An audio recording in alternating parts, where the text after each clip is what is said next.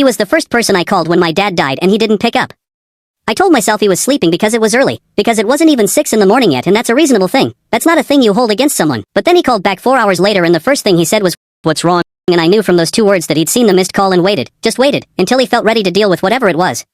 And I still said it's okay when he apologized.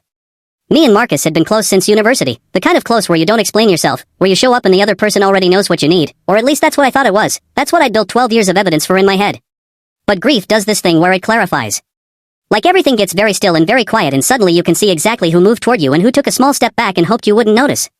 He came to the funeral, stood next to me, said the right things, wore the right expression, and I was grateful, genuinely. I kept thinking I'm lucky to have him here, but even while I was thinking it there was something underneath it I couldn't name yet.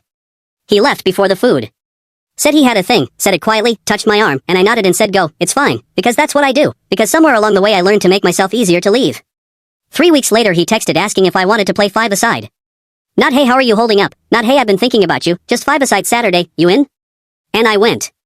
I actually went because I thought maybe that was his way, maybe that was him saying I'm here without knowing how to say I'm here, and I wanted to believe that badly enough to put my boots in a bag and drive to a cold pitch on a Saturday morning 6 weeks after I buried my father. I played badly.